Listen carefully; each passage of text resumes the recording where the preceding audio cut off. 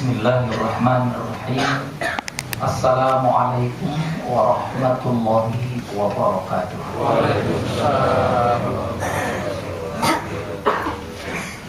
Alhamdulillahilladzi lahul mulku wal hamdu wa lahul quwwah wal qudrah wal iradah wa ilaihil mustaqa wa wal musta'an la haula wa la quwwata illa billahil aliyyil azim.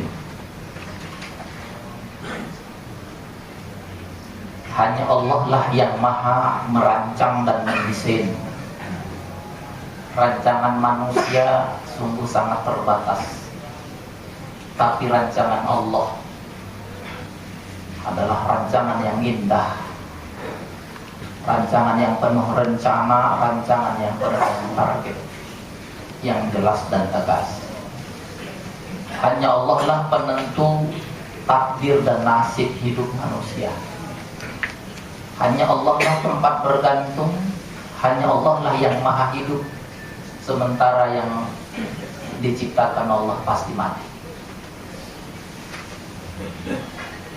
Hadirin wal hadirat jamaah salat zuhur yang dirahmati Allah, sebagaimana yang disampaikan tadi bahwa pada kesempatan ta'lim kali ini kita akan membahas tentang kiat-kiat meraih kebahagiaan dunia akhirat, diambil atau disaripatikan dari kitab Al-Hikam karya Imam Ibnu Athaillah.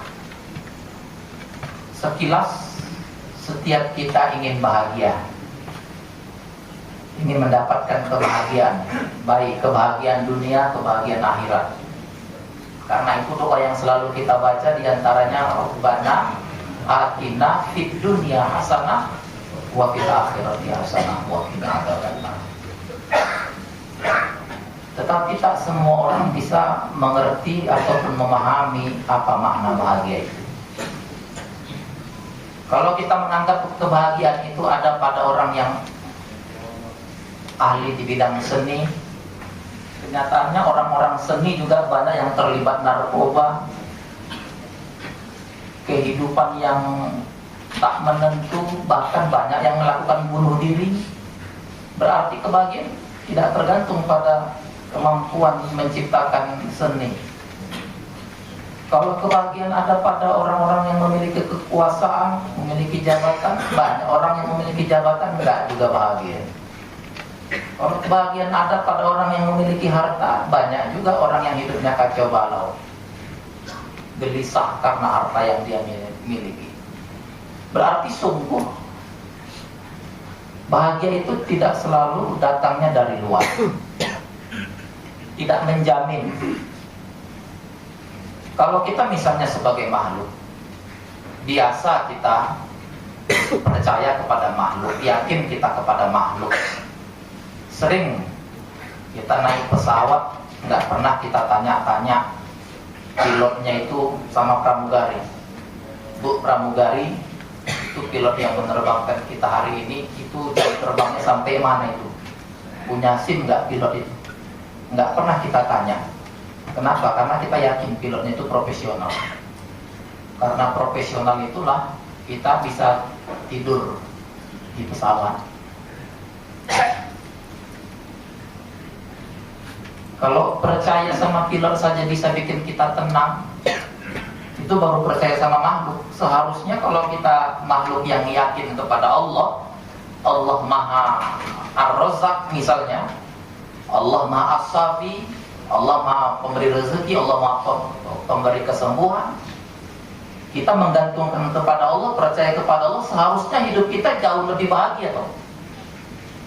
Kita percaya sama makhluk saja bisa bikin kita bahagia. Kebahagiaan kita akan jauh lebih terasa ketika kita yakin dan percaya kepada Allah yang Maha menjamin. Imam Ibnu Athaillah mengatakan, saat diberi sesuatu engkau gembira, dan saat ditolak engkau kecewa, maka itu cukup menjadi bukti dari sifat kekanak-kanakanmu dan ketidaktulusan penghambaanmu kepada Allah.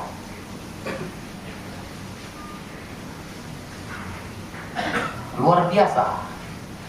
Kita sering membuat diri kita ini begitu rapuh. Kebahagiaan itu sering kita bikin kita berposisi seperti sebuah layang-layang. Dinaikkan ke atas, ikut naik, dinaikkan ke bawah, kita turun. Ketika kita merasa ditolak, kita sedih. Ketika diberi sesuatu, kita gembira. Tapi dalam perspektif tauhid, ini kita katanya masih kekanak-kanakan. Tanpa kita sadari, kita sering menjadi orang yang seperti ini. Kadang gelisahnya luar biasa. Kadang bahagianya meluap-luap. Ini kata Imam Ibnu Athaillah, kita ini masih kekanak-kanakan. Sedangkan orang yang hatinya cenderung kepada Allah, itu adalah orang yang hatinya ibarat posisi sedang duduk. Orang kalau sedang duduk itu posisinya lebih tenang, lebih punya posisi, lebih punya kekuatan, lebih siap. Itu kalau duduk. Nah, hati yang cenderung kepada Allah itu diibaratkan hati yang sedang duduk. Kalau kita duduk di bus, dibandingkan berdiri di bus, busnya berjalan. Kalau tiba-tiba mengerem, kita lebih siap dalam posisi duduk atau dalam posisi berdiri, Pak? Dalam posisi duduk. Kita akan lebih mudah tergoncang kalau kita dalam posisi berdiri. Artinya, hati yang cenderung kepada Allah, hati yang merasa dirinya dijamin oleh Allah, inilah sesungguhnya orang-orang yang boleh dikatakan insan kamil. Inilah orang-orang yang sungguh-sungguh menjadikan Allah sebagai jaminan. Sungguh luas sekali maknanya. Kalau saya menerjemahkan pernyataan Imam Ibnu Athaillah ini adalah betapa banyak orang itu mencari jaminan-jaminan lain. Disangka itu menjadi jaminan, disangka ini menjadi jaminan, tetapi ternyata ketika diraih begitu-begitu saja, atau malah menjadi malapetaka baginya. Karena itu orang yang menjadikan hatinya kepada Allah, hatinya terpaut kepada Allah, menurut Imam Ibnu Athaillah ini sama saja dia mendapatkan ujian kesedihan atau ujian kegembiraan, itu sama saja, nggak ada bedanya. Itu hati yang bahagia ini. Nggak ada bedanya ujian kesedihan dengan ujian kegembiraan. Kenapa? Karena sama-sama datang dari Allah. Sesuatu yang datangnya dari Allah pasti baik. Tidak ada ujian kesedihan itu diberikan kepada makhluk salah alamat, maksudnya ke tetangga, karena kita nggak mungkin Allah salah alamat. Sama-sama datang dari Allah, Allah tidak mungkin menzolimi hambanya, jadi kita lebih stabil. Jadi nggak seperti yang tadi, ya, engkau gembira jika diberi sesuatu, kecewa jika ditolak. Itu katanya kita ini seperti kekanak-kanakan. Dan ketidaktulusan penhambaannya kepada Allah. Termasuk orang yang mengkaji bidang akhlak tasawuf ini, orang yang semata-mata beribadah semata mengharapkan pahala saja, ini ibadahnya para pedagang ini. Orang pedagang itu kan mau untung. Ini dia beribadah mau untung juga. Yang dia bayangkan adalah pahala. Ini namanya ibadah pedagang. Orang yang hatinya kepada Allah adalah hati yang beribadah ini sudah merupakan kenikmatan. Dikasih Allah pahala, alhamdulillah. Nggak dikasih, ini juga sudah kenikmatan. Jadi ini hati yang stabil. Orang yang bahagia adalah hatinya yang itu tidak terpengaruh dengan faktor-faktor eksternal. Makanya kalau kita kaji lebih jauh pernyataan ini, sama persis dia berbanding lurus dengan firman Allah dalam hadis qudsi itu, ana 'inda dhanni 'abdi bi. I am what my servant think of me. Aku itu berdasarkan apa yang sering diimajinasikan, yang dipikirkan hamba-hambaku. Kalau hambaku berpikir hanya soal kesehatan, kesuksesan, kebahagiaan, itu terus yang dibayangkan, aku berikan itu yang mereka bayangkan. Tapi kalau hambaku hanya berpikir tentang kesusahan, keresahan, kegelisahan, penyakit, ya aku berikan seperti yang sering dipikirkan. Jadi hidup ini hanya the way of our response, ya. Hanya persoalan cara kita merespon, bagaimana hati kita ini merasa bergantung dan dijamin oleh Allah atau tidak.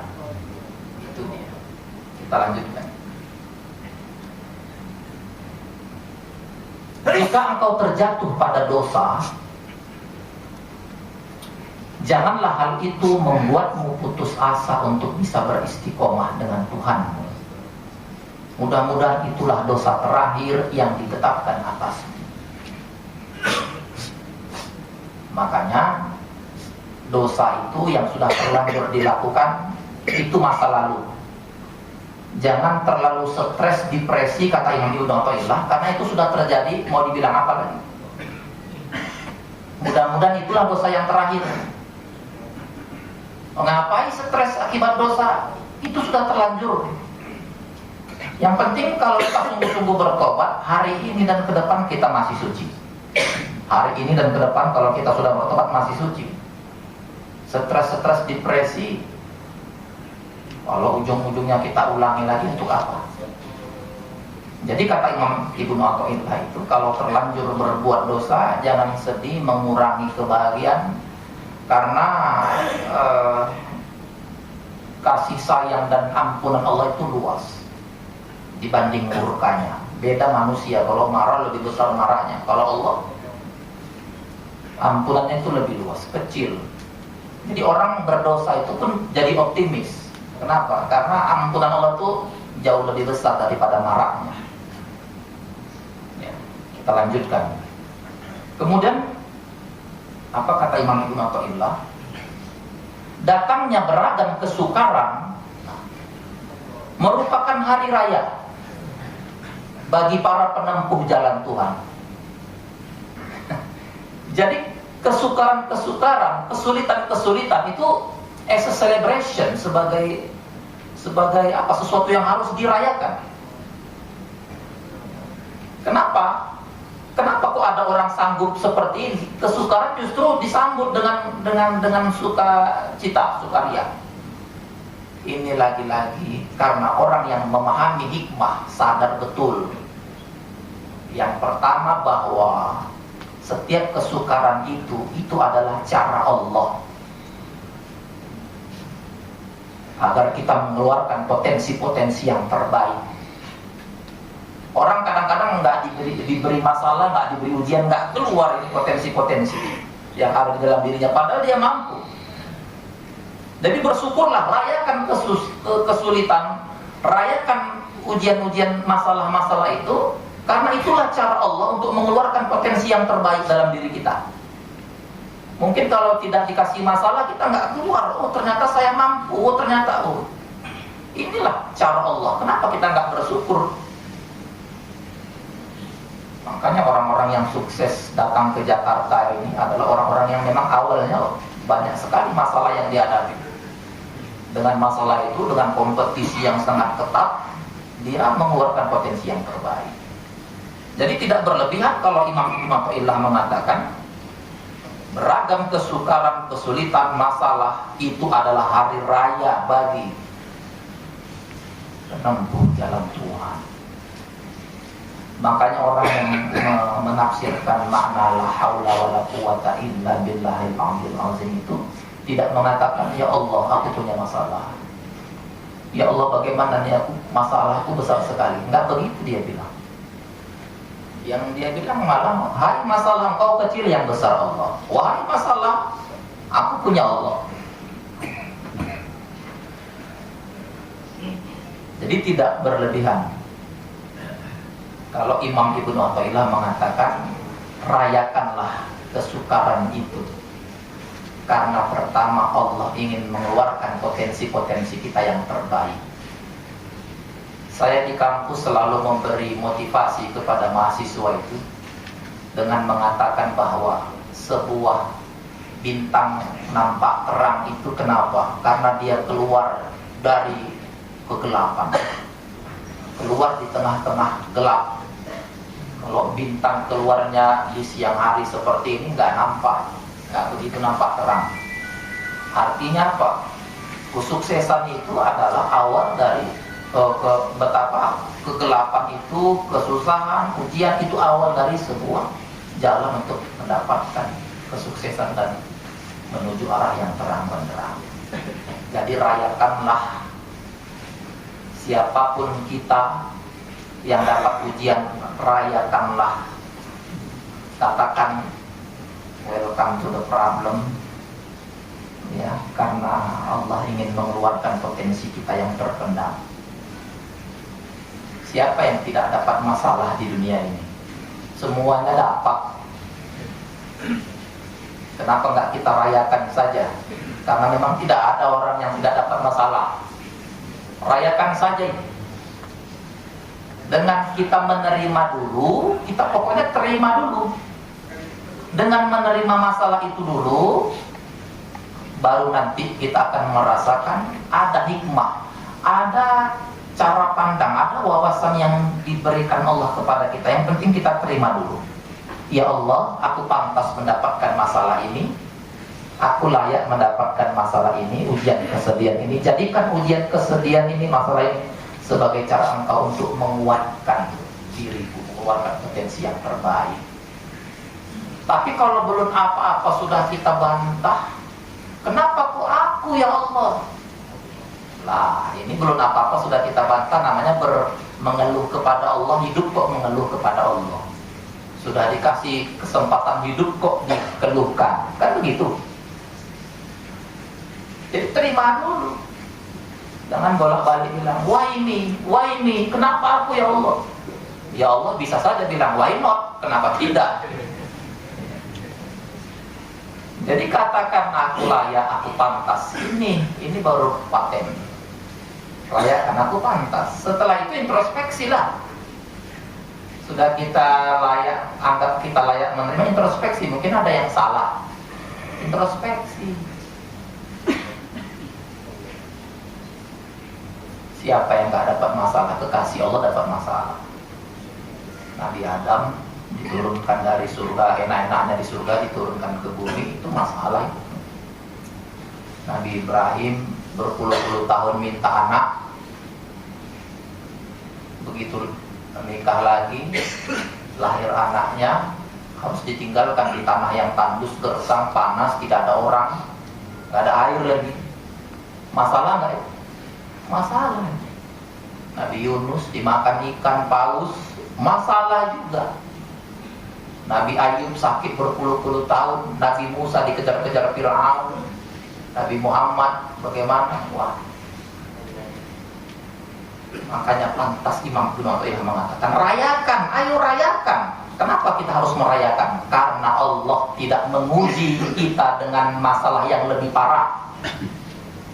Kalau Allah mau membuat ujian datang kepada kita lebih parah, mudah sekali bagi Allah.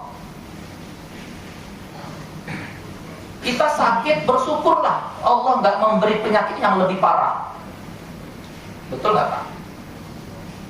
Bisa nggak Allah membuat kita sakit lebih parah? Bisa. Ada orang keluarga yang kita cintai dipanggil Allah, bersyukur. Berapa yang dipanggil? 1. Kalau Allah mau panggil sekali 2.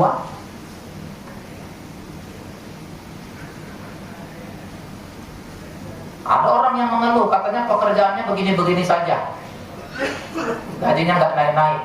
Bersyukurlah punya pekerjaan. Banyak orang jangankan punya pekerjaan, mencari sesuap nasi pun payah.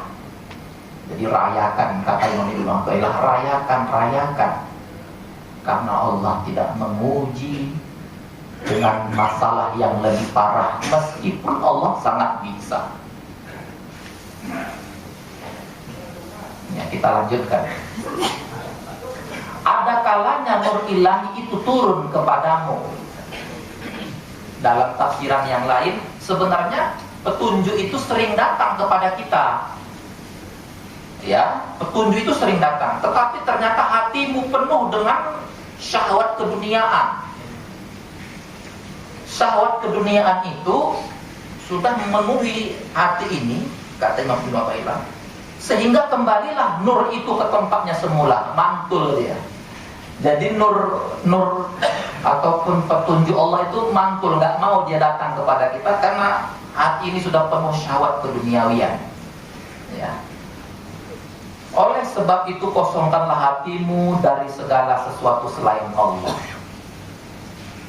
Betapa banyak orang kan tanpa kita sadari dalam skala besar misalnya apa yang terjadi dialami saudara kita di Mesir sampai menghabiskan nyawa puluhan ribu itu kenapa? Karena sahabat kekuasaan, karena sama-sama ngotot. Kalau salah satu mengalah nggak akan menghabiskan nyawa sampai ribuan orang. Itulah orang sudah tertutup. Bagaimana dulu waktu peristiwa Tahkim mendukung Ali, misalnya secara historis, awalnya sangat mendukung Ali supaya jangan melakukan rekonsiliasi dengan Muawiyah, tetapi ternyata Ali mau. Akhirnya beberapa pendukung Ali ini kecewa. Akhirnya mereka menganggap Ali ini kafir. Memutuskan seseorang itu kafir itu karena nafsu syahwat juga. Dengan menerjemahkan wa man lam yahkum bima anzalallahu alaihimul kafirun, yang tidak menghukum dengan hukum Allah, jadi orang-orang yang kafir. Dengan ayat itulah ada orang yang berani membunuh Ali bin Abi Thalib. Ternyata setelah diteliti yang membunuh Ali bin Abi Thalib ini siapa? Orang yang puasa Senin Kamis tidak pernah tinggal, orang yang hafal Quran, orang yang tidak pernah tinggal juga sholat tahajudnya. Jadi ternyata kita harus berhati-hati. Tidak ada jaminan juga rupanya kalau kita suka menyendiri, nggak banyak berburu, beribadah sendiri-sendiri. Justru ibadah itu membuat kita picik juga banyak. Makanya hati-hati beribadah itu, beribadahlah dengan mencari ketenangan, banyak bersilaturahmi, supaya cara atau wawasan kita ini tidak sempit. Bagaimana orang yang sanggup membunuh Ali bin Abi Thalib sementara dia kerjanya juga hafal Quran? Ya inilah kita maksud saya ingin mengatakan bahwa jangan ibadah-ibadah yang kita lakukan ini merasa kita lebih baik dari orang lain. Itu namanya kita sudah menutup diri. Nah, kesombongan itulah yang bisa membuat cahaya itu mantul lagi. Ternyata ada idaman-idaman lain yang kita pelihara. Itulah kesombongan. Bagaimana pola konsumsi, bagaimana pola belanja yang tak terkontrol. Nah itu juga bagian dari idaman-idaman juga. Makanya kata Imam Ibnu Athaillah, nur ilahi itu sering turun, tapi hatimu penuh dengan keduniaan. Bagaimana hati yang penuh keduniaan itu mendapatkan ma'rifat? Bagaimana hati yang sudah penuh dengan urusan duniawi bisa merasakan ketenangan, kedamaian? Makanya tidak heran ketika Rasulullah dulu mengambil 3 buah ranting. Ranting pertama diletakkan di depannya, ranting kedua diletakkan berdekatan dengan ranting pertama, ranting pertama dan kedua berdekatan, ranting ketiga diletakkan jauh-jauh oleh Rasul. Rasul bertanya, tahu nggak kamu apa artinya ini? Tidak ada yang tahu. Rasul mengatakan, ranting pertama yang saya letakkan di hadapan saya ini adalah ibaratkan manusia. Ranting yang kedua yang berdekatan dengan pertama ini adalah kematian. Sedangkan ranting ketiga yang saya letakkan jauh-jauh itulah ambisi manusia, ambisi angan-angan. Sebelum semua ambisi dan angan-angan manusia tercapai, kematian lebih dulu ketemu sebelum semua keinginannya tercapai. Manusia kan rupanya itu Makanya jarang manusia itu yang paling jarang melakukan wukuf. Wukuf dalam arti berhenti untuk muhasabah. Lelah sekali hidup ini. Kenapa? Karena tidak pernah merasa cukup, kurang-kurang, resah, gelisah. Tidak pernah melakukan wukuf, muhasabah. Makanya sesekali kita dianjurkan melakukan iktikaf. Maksudnya iktazalah, mengambil tempat sewaktu-waktu untuk merenungkan lagi apakah rencana besar dalam hidup ini sudah betul-betul kita susun. Ya, inilah yang menurut Imam Ibnu Athaillah seperti itu. Jadi jangan sia-siakan datangnya nur ilahi itu, karena hati kita ini sudah penuh dengan urusan keduniaan, jadinya mantul lagi keluar. Ya. Kosongkanlah hatimu dari segala sesuatu selain Allah, niscaya Allah akan memenuhinya dengan rahasia-rahasia. Orang-orang yang saleh ini, orang-orang terdahulu, mendapatkan rahasia-rahasia yang luar biasa yang tidak dimiliki kebanyakan. Kenapa? Karena mereka memang merasakan kedamaian, merasakan nikmatnya bergantung kepada Allah. Inilah sebuah kalau adalah sebuah kompetisi yang harus kita menangkan, kita harus menjadi pemenang, bahwa kita hidup ini merasa dijamin. Yang lain tidak bisa menjamin kita. Yang bisa menjamin kita adalah Allah. Kenapa meski datang ujian pun kita bisa merayakannya? Itu karena kita punya hikmah.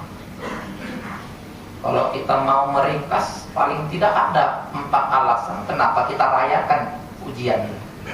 Yang pertama tadi sudah saya katakan, betapa ujian kesulitan itu mengeluarkan potensi kita yang terbaik. Inna ma'al usri, bersama kesulitan itu pasti ada kemudahan. Dimudahkan Allah bersama dengan tumbuhnya potensi kita. Yang kedua, ujian kesedihan, ujian ke persoalan masalah itu diberikan Allah kepada kita, harus kita rayakan. Karena Allah tidak memberi ujian yang lebih parah. Separah, sehebat apapun ujian, bersyukurlah, karena Allah pun masih bisa membuat itu lebih parah. Coba saja kita bandingkan ujian yang kita hadapi dengan ujian yang dialami kebanyakan orang, jauh lebih kecil. Jadi jangan terlalu sibuk memikirkan masalah yang dialami diri sendiri, itu jadi egois kita. Kalau kita terlalu sibuk dengan masalah-masalah kita sendiri, kapan kita memikirkan masalah orang lain? Ada orang misalnya dulu pada masa Rasulullah mengumpulkan tabungan supaya bisa naik haji dengan bekal, ya. Ternyata setelah, kan dulu perjalanan haji itu kan jauh ya, lama lah, harus banyak yang disiapkan. Pada masa Rasulullah ini, setelah dikumpulkan semua bekal untuk haji sudah terkumpul, beberapa lama dia kumpul, pergilah dia dengan membawa unta, dengan membawa bekal selama perjalanan untuk haji. Ternyata dalam perjalanan dia menemukan orang yang sangat membutuhkan bantuan. Ternyata orang ini tidak mau egois. Aku kan perlu bekal juga, aku sudah lama mengumpulkan ini. Dia tidak berpikir begitu. Dia lebih membutuhkan dari saya. Akhirnya bekal perjalanan haji dia itu diserahkan sama orang yang sedang membutuhkan, berupa makanan macam-macam. Akhirnya dengan habis bekal itu dia tidak jadi berangkat haji. Para sahabat-sahabat heran, kayaknya nggak terima dengan keputusan ini. Dia tanya sama Rasul, "Ya Rasul, kenapa kok ada orang seperti ini membatalkan hajinya gara-gara membantu orang?" Apa kata Rasulullah? "Justru dialah yang mendapatkan haji yang mabrur itu." Kata Rasul. Nah ini ceritanya, kita sering sibuk dengan masalah sendiri, jadi nggak pernah memikirkan masalah orang. Dan dalam cerita selanjutnya yang saya baca, orang tadi yang membantu ini itu orang-orang yang melaksanakan haji pada waktu yang sama menemui orang ini juga di sana. Pak gitu, ketika tawaf ada dia, ketika sa'i tahlul ada. Ada memang dia. Padahal dia nggak jadi berangkat. Nah, ini kan rahasia-rahasia yang begini-begini. Banyak kalau kita mau tahu cerita-cerita rahasia-rahasia begini. Artinya bahwa intinya jangan masalah yang kita hadapi ini membuat kita tidak fair, tidak adil, seolah-olah kita sendiri yang punya masalah. Saya ulangi lagi, kenapa kita harus menyambut dan merayakan ujian itu? Yang pertama tadi, Allah tidak menguji dengan yang lebih parah meskipun Allah bisa. Yang kedua, Allah ingin mengeluarkan potensi yang terbaik. Yang ketiga, umumnya ujian-ujian kesedihan ini, masalah itu diberikan Allah kepada kita memang untuk penyeimbang, untuk introspeksi dan untuk menghapus dosa-dosa kita. Mau nggak Pak dosanya dihapuskan? Kalau mau, harapkan banyak masalah, harapkan banyak ujian datang, itu akan menghapuskan dosa-dosa kita. Kalau Allah menghapuskan dosa-dosa kita, kenapa kita nggak rayakan? Ya, inilah nikmatnya orang yang menjadikan Allah sebagai jaminan. Dan itu dijamin, orang yang mendapatkan masalah, ujian itu dihapuskan. Yang terakhir, ujian masalah itu pantas untuk kita rayakan, karena memang pasti ujian itu diganti Allah dengan yang jauh lebih baik. Makanya setiap orang yang dapat ujian, yakinkan bahwa Allah akan mengganti dengan yang lebih baik. Justru saat ujian itu kita disuruh berdoa supaya Allah mengganti dengan yang lebih baik. Tapi kan kadang kita ketika ujian lupa kita berdoa supaya diganti dengan yang lebih baik lagi. Justru saat ujian itu datanglah kita bermohon kepada Allah, yakin kepada Allah, Allah akan mengganti dengan yang jauh lebih baik lagi. Dulu ada pada masa Rasulullah, seorang istri ditinggal suaminya perang, terus wafat. Disuruh doa sama sahabat-sahabatnya, ayo doa yang diajarkan Rasul supaya Allah mengganti dengan yang jauh lebih baik. Dia nggak mau, dia bilang, apa ada suami yang jauh lebih baik dari suami saya yang meninggal itu?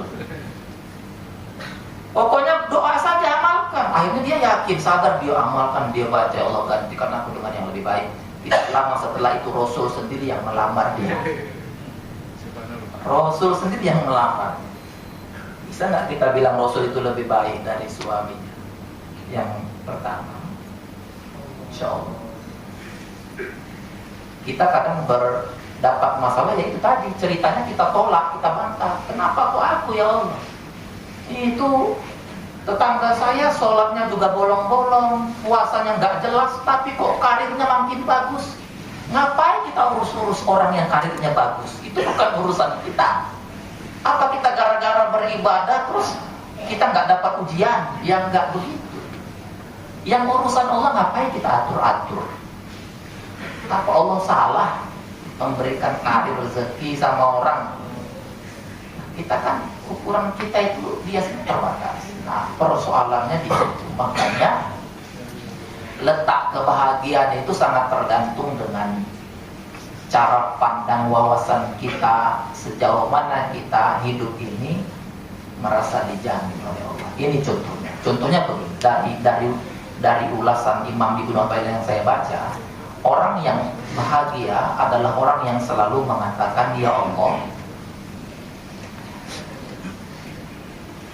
meskipun banyak ujian dalam kehidupan ini yang aku rasakan ya Allah, tapi aku yakin ini semuanya di dalam pengetahuan ya Allah. Terkadang aku susah untuk menangkap apa hikmah di balik ujian ini, tapi aku yakin Engkau tidak menguji sesuatu yang di luar dari kemampuanku ya Allah. Tetapi berdasarkan apa yang saya ketahui ya Allah, nikmat kehidupan ini adalah lebih besar dari yang lain. Persoalan pekerjaan, persoalan yang lain-lain, keluarga, keuangan, ini hanya aksesoris saja, ini pelengkap saja. Nikmat kehidupan ini adalah hal yang jauh lebih besar. Kalau dulu Kau tidak menghidupkan aku ya Allah, aku tidak merasakan bagaimana dicintai, bagaimana mencintai, bagaimana dinamika hidup dibenci, dikritik. Kalau Engkau tidak menghidupkan aku, nggak tahu aku ya Allah dinamika ini. Tapi karena Kau hidupkan aku jadi tahu bagaimana mengenalmu. Silahkan ujian datang, tapi jangan halangi aku untuk bisa merasa hidup dijamin oleh Engkau ya Allah. Silakan ujian datang ya Allah, asalkan jangan keimanan ini Engkau cabut, karena inilah yang paling mahal ya Allah. Silakan ujian pekerjaan, ujian keluarga, asal keimanan ini masih tertancap dalam ya Allah. Kita masih bisa sholat, masih bisa mendengarkan ta'lim, masih bisa baca Quran. Ini kenikmatan yang luar biasa. Inilah orang-orang yang hatinya merasa dijamin oleh Allah. Saya kira rumusan meraih kebahagiaan dunia akhirat ini sangat tepat untuk kita praktekkan di era sekarang. Banyak orang sekarang punya rencana-rencana, ya Allah nanti kalau saya begini akan begini, begini. Tapi begitu dapat, lain lagi itu, enggak lagi. Ya, sama kayak orang dulu di kampung, kerjanya manjat kelapa. Ketika sudah sampai puncak tinggi, ada angin kencang sekali, goyang-goyang, dia lihat ke bawah. Dia ketakutan, terus dia bilang, bernazar dia, ya Allah kalau aku bisa selamat turun ke bawah, aku bernazar menyembelih 1 ekor sapi untuk aku sedekahkan. Ternyata angin itu sudah mulai pelan, bisa dia turun, sudah separuh batang kelapa itu sudah dekat, dia rubah nazarnya. Sayang juga ya kalau bernazar sapi dia rubah, ya Allah aku kalau selamat turun ke bawah, aku menyembelih 1 ekor kambing saja. Turun dia kira-kira tinggal 4 meter lagi, sudah sangat dekat. Dia pikir sayang juga ya. Akhirnya dia rubah, ya Allah aku kalau selamat turun ke bawah, aku menyembelih ayam, lagi kambing. Akhirnya turun dia mijak tanah, udah selamat. Dia pikir sayang juga menyembelih ayamnya. Ya Allah aku mau menyembelih, aku mau bersedekah 1 butir telur ayam saja. Ya, jadi penyakit manusia itu begitu. Jadi mereka mau melakukan ini kalau itu ya. Padahal nggak begitu. Pada saat inilah momennya di mana kita mengambil hikmah sebanyak mungkin supaya kita punya rencana-rencana yang besar. Jangan seperti orang yang masuk dalam kubur terus dia bilang, ya laitani kuntu turaba, ya laitani kuntu turaba. Ya Allah kenapa aku nggak jadi tanah saja? Kalau aku jadi tanah, aku tidak akan mempertanggungjawabkan apa yang aku lakukan di dunia. Udah masuk dalam kubur kok minta dijadikan sebagai tanah saja, itu kan mau lari dari tanggung jawab namanya. Kita jangan menjadi orang yang seperti itu. Menjadi orang yang dikasih kesempatan menyelam ke dalam laut, dikasih oksigen, sudah dikasih tahu kemampuan oksigen terbatas, begitu masuk laut tercengang, terpukau dengan karang-karang keindahan di laut, sudah ada kode tit, ayo segera naik, oksigen mau habis. Tapi dia bilang tanggung, masih banyak. Saat itulah oksigen habis, selesai. Alhamdulillah, kita sudah tahu apa langkah-langkah besar yang kita lakukan. Insya Allah Allah senantiasa memberikan kedamaian, kebahagiaan, hati yang selalu berbaik sangka kepada Allah, hati yang selalu pandai bersyukur dalam kondisi apapun. Itulah sesungguhnya kebahagiaan dunia dan di akhirat. Kita tidak terkejutlah, kita tidak mudah gumun, kata orang Jawa ya, dengan realitas liku-liku profesi jabatan. Itu job description saja. Inna sa'yakum lasyatta. Profesi manusia itu banyak, tapi Allah nggak lihat itu. Kita mau dekat sama Allah nggak harus menjadi GM lah, nggak harus menjadi direktur. Kita siapapun, siapa yang merasa hatinya senantiasa optimis, berbaik sangka kepada Allah, ini yang terbaik, bahwa inilah sekarang yang terbaik, yakinkan itu. Itulah orang yang berbahagia. Saya kira kita tutup dengan doa Pak ya. Illa hadiniyah wa likulli niyatin salihah. Al-Fatihah. Bismillahirrahmanirrahim. Alhamdulillahirabbil alamin arrahmanir rahim maliki yaumiddin.